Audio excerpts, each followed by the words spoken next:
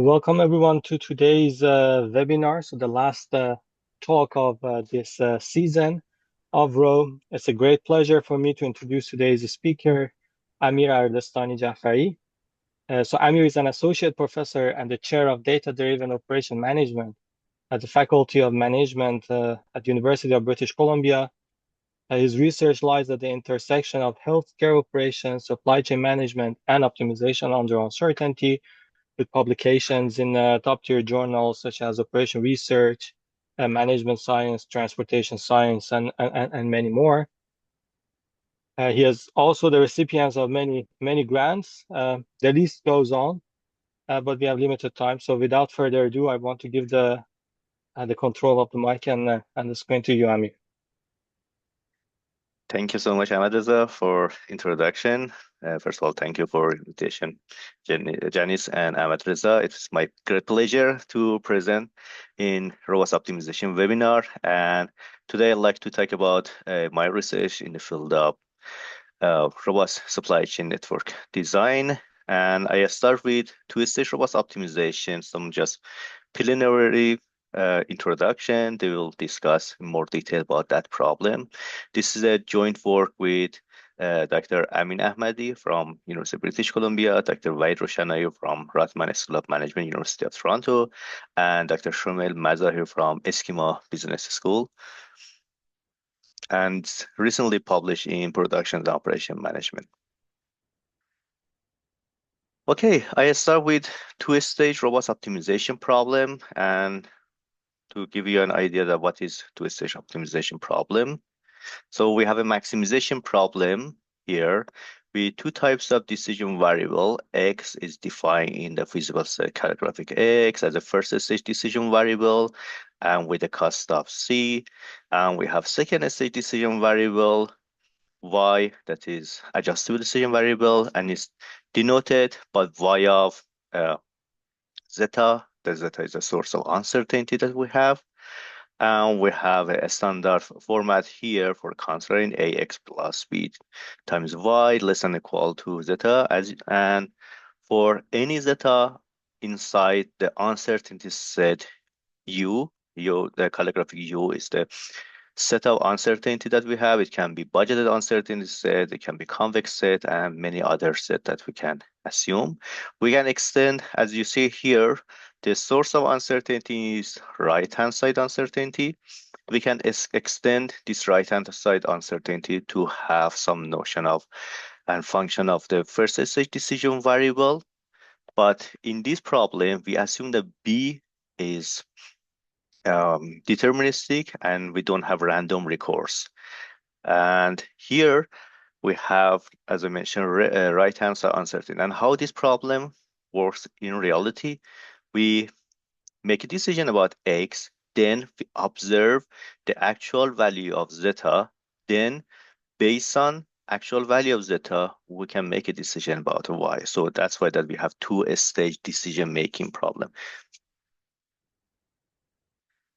And you may think that, okay, we just consider right-hand side. If you have the left-hand side, it has, it covers all optimization problem, including objective function, also right-hand side. But even the right-hand side uncertainty has many applications in real practice that I'm going to show you that how many of them actually covers and attract my attention. So just as a brief summary, we have X that is called here and now decision or first stage decision. It means that we must made in the first stage before observing the actual value of zeta. Then we have Y that we can wait and see that decision, or it's also called adjustable or adaptable decision in the literature. Since my PhD, I graduated in 2016, and since my background was industrial engineering, I was very interested in working with two-stage robust optimization in different applications that I'm going to briefly talk about each of them to see that how many applications you can capture in different fields when you work with robust optimization. So I start with inventory and news vendor problems. So in news vendor problem, we just have first stage decision, but actually the cost that you will have, it can be considered, the cost of shortage or holding cost can be considered the second stage decision variable. And that was a joint work with my PhD supervisor, Eric, that's published in Operation Research. Then we look at the location transportation problem. We make a decision about location, the first stage, then transportation in second stage, and the source of uncertainty was demand of customers. It's published in Transportation Science. That was actually the time before COVID-19. That was, I can say that, a coincidence that we work on the global sourcing and reliability of the suppliers. And we studied supplier legislation. We have different legislation for each area, European Union or Canada. And there are some suppliers that they're claiming that they can provide compliance legislation. And that is the source of uncertainty that we considered. That was binary, and that was the application of global supply chain and global sourcing. Two-stage robust optimization problem can be also applied for operating room planning and also healthcare. And this problem, operating over time, can be considered as a second stage decision variable. That's a calculation problem. And we derive a nice relationship between affinely adjustable robust optimization problem and relaxation linearization technique that is available for bilinear time by Professor Shirali many decades ago in 1992. And we find that they are basically equivalent, and we prove in this paper that's published in Forms Journal of Computing. And I tried to actually, while I was working in the field of twisted robots optimization, I tried to have impact on also society. So in 2024, we had flood disruption in city of Kelowna, also the Vancouver area in BC, Canada. And one of the actually applications of robust optimization is how we can make the supply chain management and the supply chain network resilience against disruption. And we model this problem as a robust optimization problem, but the decision is actually the uncertainty is the decision dependent. And under some condition, you can make the decision dependent uncertainty set independent based on the binary variable that you have in the first stage that is published in and also Operation Research. And I work with different health authority, and we publish the papers in healthcare planning. I work with June, our joint paper. We had research in the telemedicine in China, and we combined deep learning and AI and robust optimization in this problem. And we develop a text mining based uncertainty set in this problem based on the text that we can get from patient during the time that they are visiting doctors. And we develop uncertainty set, and we propose a text mining based appointment planning for patients. That's published in a special issue in Annals of Operation Research. And next one was equity-driven facility location problem. You know, interclassical facility location problem, we just look at the social optimum. We optimize the total transportation, but it's important to consider that there are many areas like areas around the city of Kelowna in BC or many areas in US that are remote areas. So with limited numbers of populations. So if we just consider social optimum, we'll give more weight to big cities. And that's actually unfortunately happening in real life, that you will see more resources are more available in big cities, in Vancouver, in Montreal, and also in Toronto. But there are, and based on the stat, 1 out of 6 Canadians live in remote areas. Now, how we can offer equity-driven facility location or resource allocation? That was actually research that we did with Huda Bithori from George Mason University, that's published in Computers and Operation Research. And I had a collaboration with Sam Aflaki in HEC Paris about the impact of geopolitical disruptions and tariff that we have been facing in last, I can say, the 2 years, and how robust optimization in this uncertain situation can help us, and how A strategic alliance can help us to reduce and mitigate the impact of disruption that we are facing with tariff. And today I'm going to talk about robust supply chain network design. And I recently actually working on three new areas, and that is robust budgeting in finance that my PhD student Mariam presented in last month in optimization days in Montreal.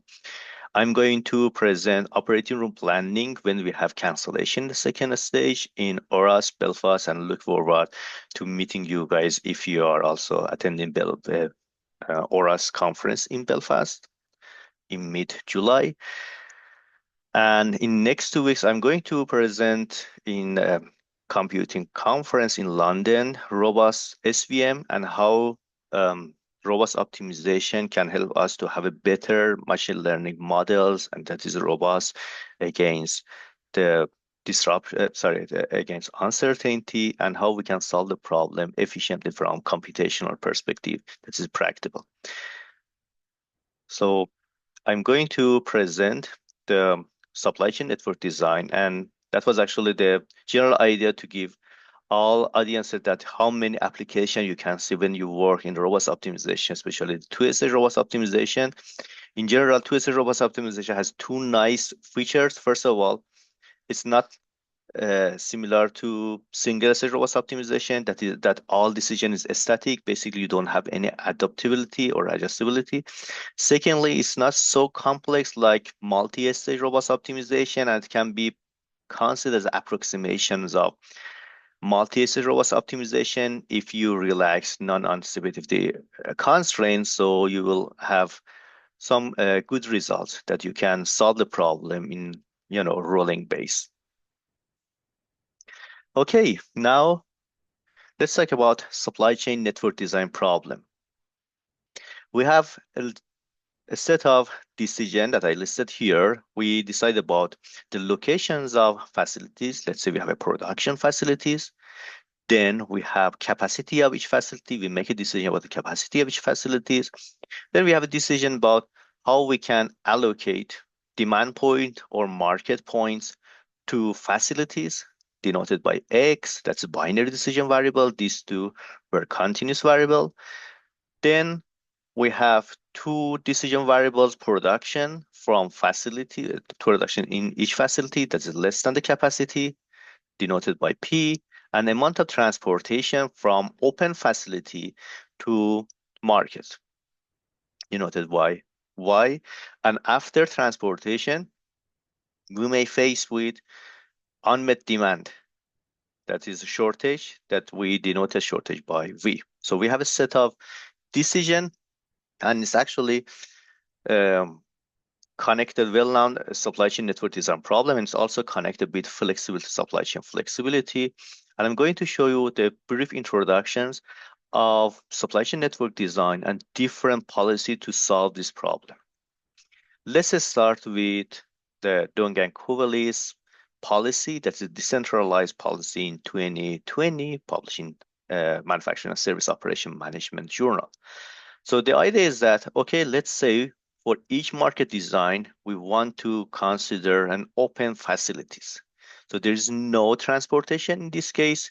Each facility is in charge of meeting the demand of that market point. So at the beginning, based on the market search, we have a rough estimations of the demand, let's say interval, demand, D bar, and also the amount of deviation that we can have from the nominal demand, D hat. Then we make a decision about the capacity. Remember that we know the location of each facility, and we already paid the cost of opening facility. So here we just have W as a capacity cost. Then we observe actual demand. Now is the time that's a main question in supply chain management. Do we have mismatch between supply and demand? If the actual demand is higher than capacity, we will face with shortage. So we have to penalize, we have to pay. So you can consider it's like paying the cost for shortage to customer as a penalty, or outsourcing with extra cost. So shortage cost is larger than the capacity cost. And we assume that when we open capacity, we already produce. So for production is equal, P is equal to W in this case. Now let's look at this policy from visual perspective. We have 1, 2, 3, 4, 5, 6, 7, 8 nodes that are market nodes, and the stars are denoting facilities that are open facilities. At the beginning, you will realize that, okay, it's a very naive approach because you open many facilities, but actually there are some benefit of that one, apart from the nice closed form solutions and nice result that you can get. It's useful in reality when we need to have independency and when you have a strategic production and a strategic plan, and we are facing with some disruption, heavy disruption. So you want to have at least secure enough capacity for a specific type of production, let's say vaccination for the case of COVID-19. So you want to have facilities in main areas to make sure that you won't face with a shortage. And this would be very useful when the shortage and like transportation costs would be very expensive. And imagine if we have disruptions in the connections of two facilities, then having facilities in each market node can be important for us. From mathematical perspective, when we look at the problem, we have capacity cost as the first term, then we have a worst case shortage cost over our observation of the uncertainty set. So we have a max term here. So shortage, D bar is the nominal demand, D hat is the amount of deviation, and delta is actually the source of uncertainty that can be defined in the uncertainty set.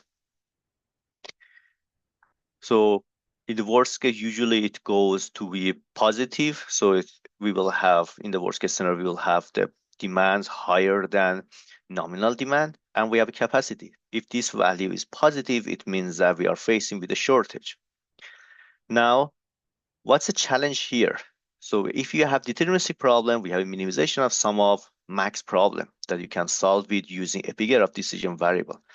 But in the inner problem, we have a maximization of sum of max problem. So how we can solve this problem? Because it's no longer convex, it's a convex maximization problem, and it's non-convex problem. There are some conditions that you can solve that one. You can reformulate it as a mixed integer linear program. For instance, you can multiply this max term by binary decision variable and make it mixed in a linear program. Then you can think that, okay, the inner problem can provide you an oracle as a sub problem, and you can solve this problem as a decomposition using decomposition algorithm technique. In our first paper, we show that under some conditions, then we have budgeted uncertainty set when delta as a source of uncertainty is defined as the intersections of norm infinity and norm 1, and budget is integer, the source of the level of conservatism is integer. That is, I can say, the mild assumption for when we have large numbers of market. Then you can reformulate this problem as a linear program. How it's possible? Let's take a look at the problem again. So you multiply a binary decision variable here. You have a nonlinearity.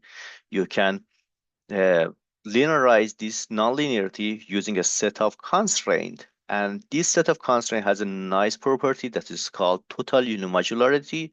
And when you have total unimodularity property, it means that LP relaxation is exact. So you have a mixed integer linear program, then LP relaxation is exact. Therefore, you can relax the binary decision variable that you have, and you can use duality condition or a static condition. So that was the first result that we have. That was a good news that we can solve this one to linear program. We add this computational challenges, and we also show that this linear program is actually equivalent to affinely adjustable robust counterpart, or it's also called affine policy, that is well known in the literature and first introduced by Bentel et al. In 2004 in Math Prague. Now, in this paper, we show that we can formulate this problem as a knapsack problem. So here you see they have a nice sorting of knapsack problem. We have a cost of shortage and d hat, that is the amount of deviation from the demand, the nominal demand. And when we sort them, we have a condition that we sum the cost of capacity and cost of shortage. And if they are less than gamma, we can have some deviation from the worst case scenario. If it's more than that one, otherwise we will face with d bar. So we can find a closed form solution for that linear program that we propose. So, and it will be insightful from managerial perspective, and the total cost is also a function of the shortage cost versus the production cost. Okay, I'm going to show you that formulations graphically here. So let's take a look at this function that we have, this condition. So this condition is very critical, and it's actually dependent on production cost versus shortage cost. Let's say production cost without loss of generality is equal to 1, and we have all production cost versus shortage cost equivalent of each other for any market. The simple case for sake of visualization. Now in x-axis, we are going to increase shortage cost. So at the beginning, shortage cost is equivalent to production cost, then twice of production cost until 10 times. And in y-axis, what we have the level of conservatism, the gamma, at the beginning is 0, deterministic, then it's going up. Now we have an area here that we call it overly conservative. And what's the interpretation of this area? Let's say the shortage cost versus production cost is equal to 2. It means that when gamma is equal to 60%, the value, the production, the optimal value that you have is exactly equivalent to the time that you have gamma equal to 100%. That's a box set. That would be very conservative case. And similar case for gamma equal to 4. When you go up, you see that after 40%, let's say 50%, when gamma is equal to 50%, the optimal value of production is equivalent to gamma equal to 100%. And what would be the result? The result would be d bar plus d hat. And when we increase production shortage costs up to 10 times more than production cost, so we observe that after gamma equal to 10%, we will face the overly conservative. Why it's happening? Because the cost of shortage is going up, and with a small amount of level of conservatism, and that provides us, for instance, when gamma equal to 10 with 10 market, it provides us the level of conservatism that we can say, the simplest say is that 10% of 10 market, that's equal to 1, would go to their worst case scenario. That is d bar plus d hat. Then after that level, all capacity should go to their maximum, because the level of shortage cost, because of the cost that we can get in the second stage, would be so high that we make a decision that would be very overly conservative. And as you see, the relationship between the level of conservatism, or simply between the number of markets that are in the worst case scenario, and the ratio of shortage costs is actually nonlinear. And at the beginning, we can see the sharp decrease from gamma equal to 1 to 2. That's a 50% going down, and it goes down smoothly. So why it's happening? because of the relationship that we can see here. So 1 over the shortage cost over gamma. It's like y equal to 1 over x. So this gives us an idea that how the model works, and this model shows that when shortage cost is uh, high, this model, that is the central models, would be overly conservative. And as I mentioned, when the shortage cost is high, that model can be useful. Now, in what about other cases? We are talking about very limited case. Let me check it time. So we can consider second case. That's the second policy. We call it postponement policy. In the postponement policy, we have two new decision variables. Just as I recall what we had a market demand prediction. We have demands and D hat from the market. We have some information, limited information. Then we open facilities. We have capacities similar to policy one. But in this case, we allow facilities to meet the demand of other market too. So we establish allocation. We observe the demand and we can weight our production to the second stage that is called production, and production would be adjustable. So this model was first introduced by Barron et al. That's published in PALMS, and we also work in this one with Eric in transportation science paper. So let's take a look at the problem from graphical perspective. In policy one, we had facilities here, but here we don't need to increase the cost of facilities. We can use a balance between cost of facilities and also allocation cost.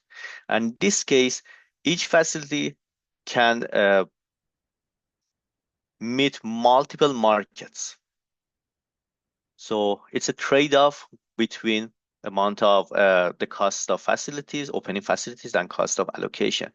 And it's important that in the second stage, we can have a decision about production. You don't need to open facilities, then produce in your maximum level. So we have more, as you realize, we have more decision variable. Mathematically speaking, when you have new decision variable, you have more flexibility. You can expect that your model won't be worse than the policy one. From managerial perspective, you have more flexibility in terms of meeting the demand, and also you have flexibility in terms of production. However, there are two challenges. Let's get back to the model. So here we assume that we can wait and see actual demand, then make a decision about production. But it's not necessarily the case for all supply chain models. Sometimes you need to do production the first stage. Okay, how we can address that condition? And as mentioned by Baron et al. In their paper, they said that this policy may be plausible in service or make-to-order firm that you get an order, and usually when production cost is high, as well as in high volume just-in-time production environment. Secondly, this problem is well known to be computationally intractable. Remember that in the first problem, we addressed the computational challenge. In the second stage, it's computationally intractable. Why is the case? Second. No, it's not working. Yep, sorry. Why is the case? So let me show you this model. So we have production, transportation that are adjustable to demand. Simply speaking, let's say we have 1,000 scenarios. For each scenarios, we have one decision of production and one decision of transportation associated to that specific scenario. So you can expect that if you look at the problem from scenario-based robust optimization, we have large number of decision variables that would be challenging to solve.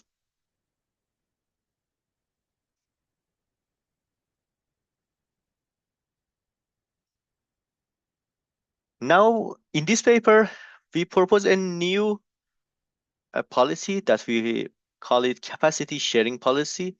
Here, we don't have production here in the first stage. We assume that, okay, we want to solve this problem. We want to propose a policy that can work for all supply chain types of problem. But here we establish a link between facilities. Recall that we had a link between facilities and market in the first stage. Now we are saying that, okay, under some conditions and with some cost, if a facility has some resources, some unmet uh, capacity, unused capacity, they can share with other facilities if they establish a link. Let's say it can be like a contract they have in advance. So we have established link here as a first stage decision variable, and but we don't have any production. So we have a sharing flexibility here, but we don't have any flexibility on production. To have a better idea about these two different policy, so this is the postponement policy proposed by Baron et al. So they had facilities, they can uh, connect markets to open facilities. Here, what we are offering is that we don't have production in the second stage. We make a decision about production at the same levels as capacity, similar to policy one. But we say that, okay, when you open two facilities, they can negotiate. They can, make a deal, and they can have some infrastructures and some costs. Then based on this link, that can be physical link or it can be, just agreement, the cost of agreement they have. If this facility has unused demand after observations of actual demand, they can share with other facilities if they are facing with a shortage. That's we call it capacity sharing policy. So how we can um, formulate from mathematical speaking? So we add a new decision variable x of link, the binary variable, if two facilities open. And in the second stage, in order to have transportation between two facilities, we need to have a active link. Otherwise, they cannot share capacity to each other. Remember that in the first stage, what we are going to have instead of second stage, we don't have production, but at the same time, we are increasing the computational complexity of the first stage problem. Now, that was related to managerial concept. How we can analyze these two policy? We have post-movement policy, and also we have capacity sharing policy. The first question is that what's the benefit of capacity sharing policy, and under which condition we have benefit of production postponement policy? And let's say we have a case, like the case of high volume just in time or make to order. What if we consider both conditions? So we expect that when we mix these two policy, the mixed policy is the best policy, right? So from a theoretical perspective, when you have more variables, you expect that your result wouldn't be worsened than the current situations. You can get benefit of both policies at the same times. We can take a look at these questions. This is the first question that we have.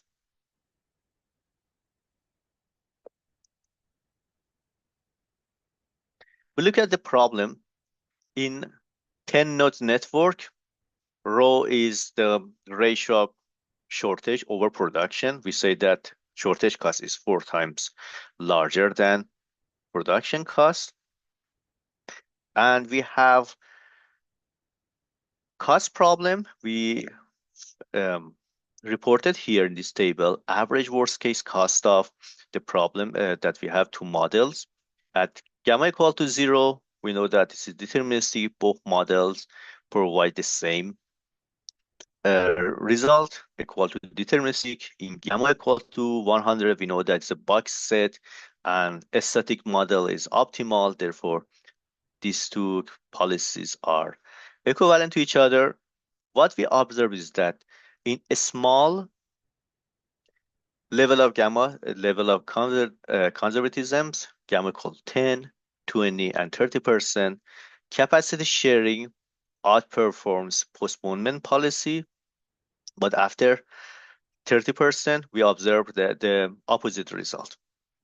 When gamma, for instance, is equal to 10 or 20, it means that one nodes or two nodes respectively will go to their worst case scenarios. They have the largest achievable demand they can have.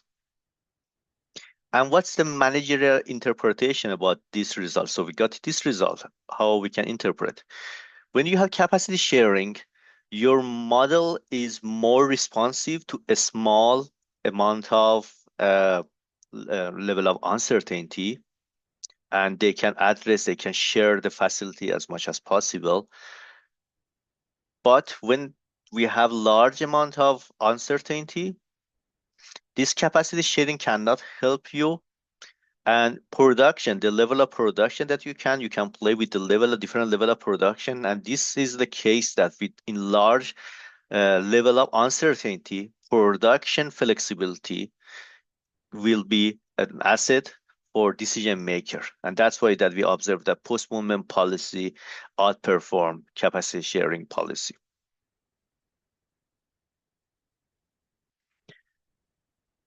Now we have the second research question. So far we could talk about demand uncertainty.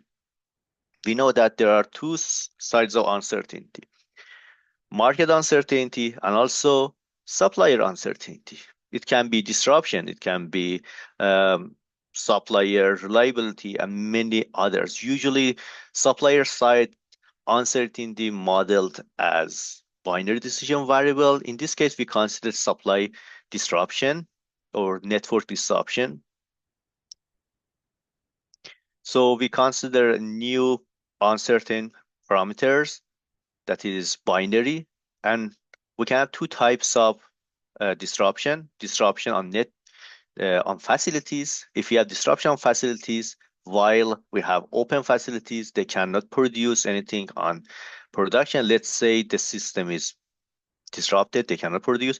You can even change this binary to be continuous between 0 and 1, and you can consider partial disruption. But here we consider the full disruption. So this is a disruption for production, and we can have a disruption over link. Okay, that would be over transportation between two facilities. We have two different links between facilities and market, and between facilities and facilities. So we can have disruption on this if we have the level of the parameter of disruption equal to 1. That was the mathematical model that we have. And in this slide, I'm trying to show you what would be the combination of two sources of disruptions and also demand uncertainty. So gamma is showing the level of uncertainty that we have for demand. So we have 0, 10%, 20%, 50%, 100%. Means that, let's say we have for 10 nodes, one facility, one market in worst case demand, two market in worst case demand, 5 or 10 full market in worst case scenario. And here we just consider the amount of disruption 1, 2, 3, 4. So imagine that in the big network, we have many facilities. We can have up to 10 facilities, and we can have a link between each two facilities and also between market and facilities. So it would be n squared if you consider the number of the link that we can assume. And we just consider 1, 2, 3, and 4 level. So we have the postponement policy, that was the policy that we postpone production, the second stage, and sharing policy. So when we have just the disruption, we didn't see significant increase on sharing policy because all decision, you make your model resilience against disruption because you already connect the facilities. If you have disruption in one facilities, another facility that is connected to that facility can be uh, helpful and they can assist that facility that disrupted facilities. So we don't see significant increase in the cost of supply chain network when we use sharing policy, the policy that we propose. But if you postpone to future, this is like an optimistic case that you said, okay, in future I can make it production. Then you observe that, oh, we have some uncertainty in demand. At the same time, some of our facilities are not working. Then in this situation, you will see significant increase up to, you see from 19, it goes to 30. That's almost 50% increase in the amount of cost that you have. So that's the impact of only disruption. We only consider here gamma equal to zero. That's the case of deterministic in demand, but we have supply side disruption. And what would be the combination of these two? If you consider both disruption and also demand uncertainty, we observe similar trend. So with gamma, we observe from 19 to 21, then 22, that increase that we expect. But what would be the combination of these two? For instance, when we have gamma equal 10 and disruption equal to 3, here we don't see sharing policy goes up significantly. From 15, it goes to 16, but from 90, it goes to 30. That's, uh, you know, around more than 50%. And the amount of improvement that you can expect when you have disruption is around 60% in this 10 different network that we consider with the size of 10. You can consider multiple periods to see that what would the impact of disruption. That could be actually interesting idea. That could be one avenue for future direction. But this is what we observed, that when we have disruption, and is logical to some extent, that the sharing policy, the sharing capacity provides more resilience situation against the uncertainty, but the improvement, that amount of improvement that we observed was counterintuitive for us because we didn't expect to see around 60% in any cases improvement and deviation between these two policies.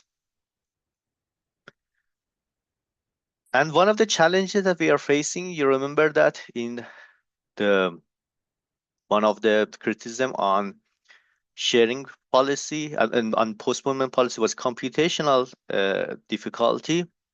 Here we are also facing with complexity and computational complexity, and it's really important to solve this problem in large instances. And that's actually one of the downsides that needs to be addressed in future. And also it requires more attention. The general robust optimization, two-stage robust optimization is NP hard and is computationally intractable. And why is the case? Let me show you the mathematically. I provide you the scenario base. I said that you can have uh, decision variables associated to number of scenarios. Therefore, with the increase of scenarios, you can have many decision variables. From convex optimization perspective, you had this problem. Recall that we have two-stage robust optimization problem. Okay, if we assume that under some conditions like relatively complete recurse, we can dualize the second stage problem. Okay, so we have this problem. This is a maximism of g of x. So I consider this as g of x, and g of x is a minimization over the uncertain parameter and maximization over second stage decision variables. So the recourse problem, let's say it's a linear program, right? If I dualize the dual variable associated to this constraint, let's say it's lambda, it goes up and we will have a minimization using a Slater condition or duality condition. The challenge is that we have the notion of uncertainty zeta here that we will multiply in objective function. So we will have a minimization of the right-hand side transpose lambda. Then we have a nonlinear term here. And we have a minimization over zeta and minimization over lambda. If we merge these two, we will face with a bilinear term in objective function. That would be main source of complexity. You can use many techniques in global optimization, in bilinear term optimization or approximation. Or if you use, let's say, KKT condition, another challenge would be when you write down the complementary slackless constraint, you will face with another nonlinear, that's bilinear term between dual variable and a slack variable equal to 0, right?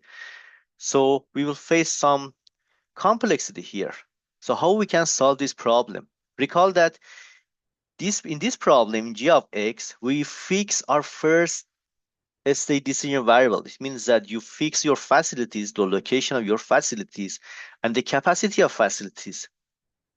And it implies that finding the worst case scenarios for the given first stage policy is computationally interactable in general, and it will be take a time to solve the problem. There are many techniques, for instance, solving this problem near optimal or solving this model, the master problem as near optimal to solve this problem more efficient. But you can increase, for instance, from size of 10 to 30, 40. But in real size, you need to solve the problem to, let's say we have 1,000 market demands. So just as a quick review of what we have in the literature, and in terms of effort, as you know, as far as I know, there might be some other techniques that I might miss here. So one of the earliest work for solving two-stage robust optimization for location transportation was Gabriel et al. In discrete applied mathematics. They proposed Bender's decomposition or Kelly algorithm. Then one of the well-known algorithm that we have that is kind of gold standard for two-stage robust optimization problem with right-hand side is columns and constant generation algorithm. Sinclair et al. Actually show that the dual variables of the two-stage robust optimization problem when they have network problem is integer, and they use this property and they propose a revised version of this CCG that is more efficient for network problem, and they improve CCG algorithm significantly. And recently, Shahade et al. Published an inexact algorithm that is very useful when you have heavy master problem. You can solve the problem inexact with a predetermined approximation, the level of approximation, for instance, 2%, 5%. We almost try all of them. We could solve the near optimal version up to 50. So in optimal version, we can solve up to 30 nodes. You see that the amount of gap that we can have. And at the beginning, we solved it optimally, but we faced with large optimality gap.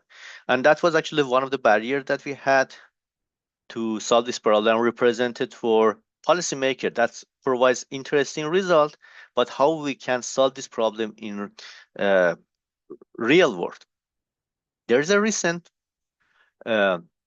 paper by Long et al. That's published in Management Science 2024, and they use a property that is called supermodular. And their idea is that we can consider three different realizations or scenarios for each market demand: nominal, the worst case in the highest one, d bar plus d hat, or d1 minus d hat. So when we have n markets demands and we have n market demand, therefore the amount of scenarios that we can have is 3 powered by n. That's the main source of complexity that we have.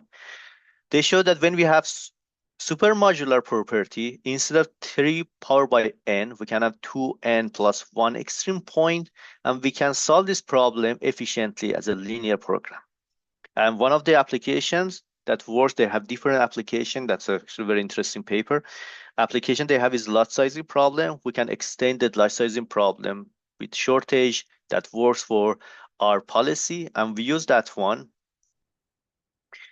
And another interesting feature that they have is that they have event-wise ambiguity set. We, instead of the uncertainty set, the set-based uncertainty set, we can go to event-based uncertainty set to consider different scenarios and also different levels of, let's say, disruption.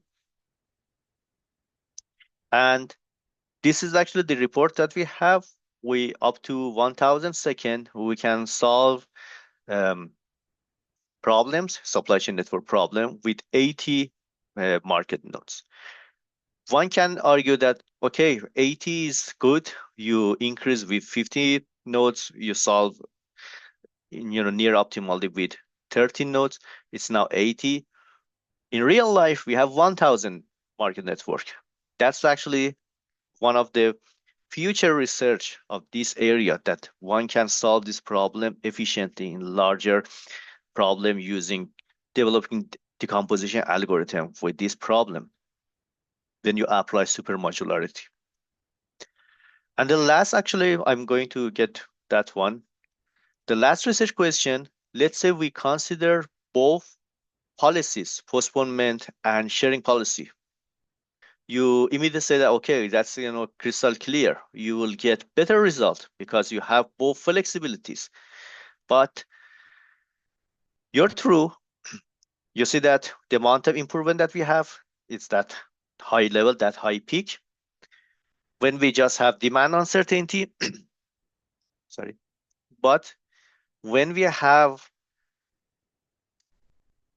both source of uncertainty, capacity sharing propose you a better result, because in capacity sharing, you are producing your production in the first stage. But in the mixed policy, since you are considering flexibility for production, your model is very sensitive to disruption. And that's actually the case that we are observing, that we have better results even with less flexibility. So that's kind of counterintuitive, but logical, because it's counterintuitive because you have a model that is superset of the other model. The integrated policy can be reduced to capacity sharing policy. So you expect that integrated policy is always better than capacity sharing policy. But when you have disruption, this extension, this flexibility would be actually disadvantage. And it's better to do all your decision in advance. So just as a summary takeaway message, when you just have demand, uncertainty in a small, I can say low level of conservatism or being risk averse, you can use policy 3, capacity sharing that we propose. Otherwise, postponement policy works well. And you have disruption. Supply chain network design is more important than flexibility and production flexibility. Modular structure can be very useful, but it requires additional effort, especially if you want to consider multi-stage version of this problem. We just consider two-stage. And that's the end of this presentation. I just want to use this opportunity to promote the next year conference that we are hosting in city of Kelowna. Sorry. And please, you are welcome. Please join us to Canadian Operation Research Society conference that would be in Kelowna Delta Hotel Resort in May 17 to 19. Thank you so much for your attention, and I would be happy to discuss with you if you have any questions.